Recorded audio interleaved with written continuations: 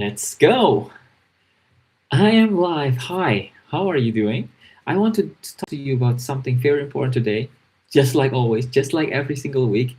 And guess when it comes down to it, what I want to share is the way we see ourselves did not come from nowhere. Hi, I'm Reynaldo Gunawan. I'm an engineer and a licensed neuron coding specialist focused on burnout.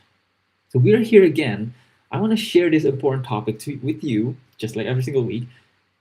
And I want to make sure that you also know it's more important for me to answer any questions that you have, any struggles that you have at this very moment. That's way more important than what I want to share, because we are here to lift each other up, to give the momentum so that we can achieve more and feel good in the process.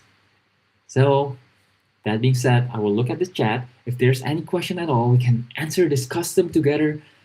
If not, just gonna blabber on what I want to share with you today. Oh my gosh. All right, we'll just begin. We don't want to waste time. I don't want to waste your time, that's for sure. I don't want to waste my time as well. So let's go. Let's get on to it.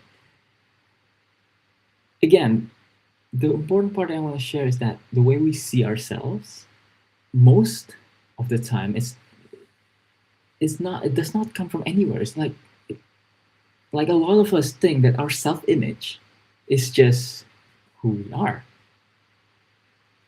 That our confidence, that our insecurities, doubts, or even beliefs of what we can or cannot do are simply part of us, like our personality, our character.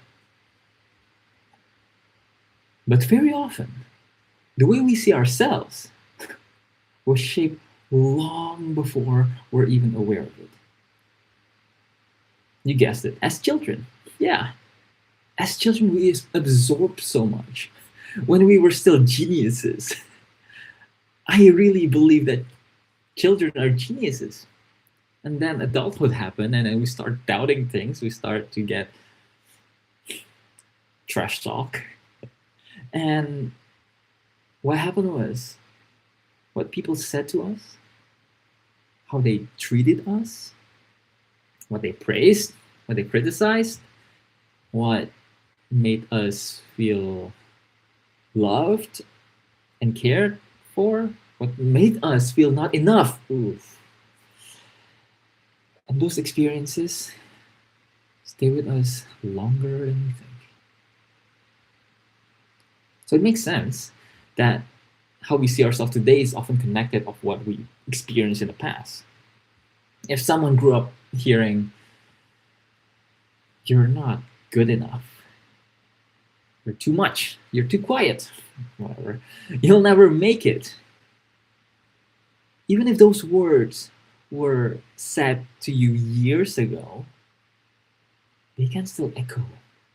They can still telling it to you in this head of yours, in this head of mine, even until now. And even positive things shapes us too. That's the good part. If we were encouraged, seen, supported, believed in, this also becomes part of how we see ourselves.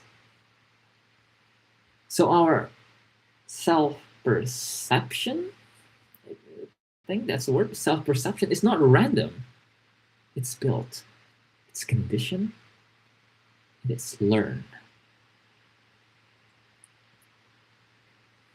Here's when it becomes real, painful. I've experienced this myself, and I'm sure you have too, that many of us are still living today from an old version of ourselves that was created by what happened in the past. We say, "I'm not confident, not capable, I'm just not that kind of person." And the deeper question is, who taught you that? Who made you believe that you are limited to what you can do, that you are not enough, that success is for other people? And I think this is important because when we believe we cannot achieve something, usually that belief did not start today. And if we just don't believe that we can achieve something at all, it's already it's already taking us to the direction that we will never achieve that. So this belief that we have at the moment it has roots, has history, it has emotions in it.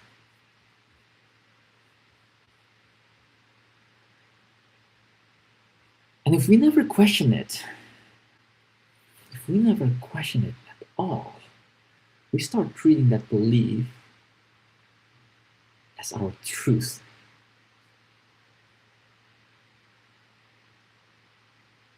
So the solution is not to shame ourselves. That's definitely not it. Been doing that way too long. Not to shame ourselves for our lack of confidence. The solution is to become aware.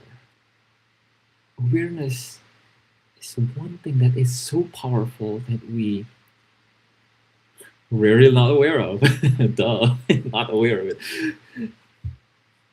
And to ask what happened in my life that made me feel this way is one huge part of awareness.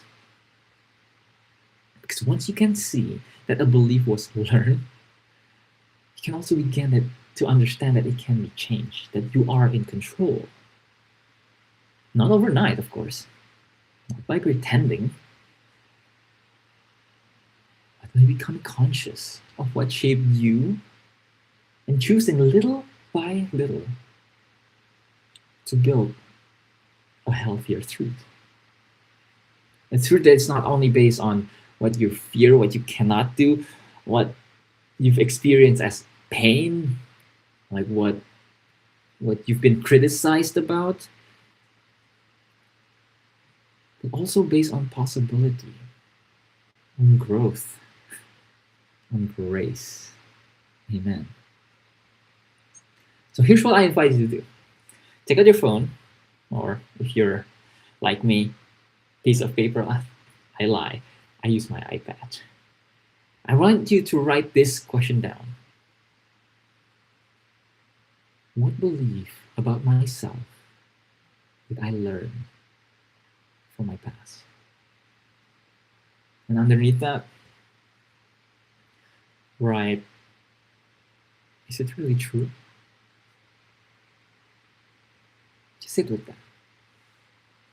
Sometimes the first step to confidence is not trying to become someone new that you're not. It is finally seeing which old belief you no longer need to carry, which old beliefs does not support you to become who you want to be.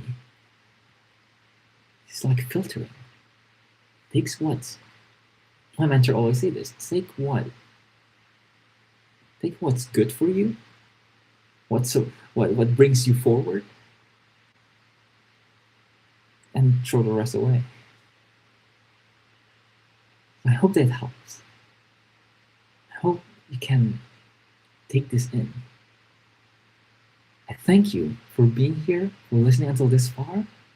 I thank you. I appreciate you so much. Keep it up. Keep it going. I'm looking forward to see you again, discuss with you on how we can make our life, not only for us, but also for other people who we love around us, to be better, because we want to be that person to do it for others. We want to become a blessing to other people and lift them up as we lift ourselves up. So again, I appreciate you so much. I'm Reynaldo Gunawan.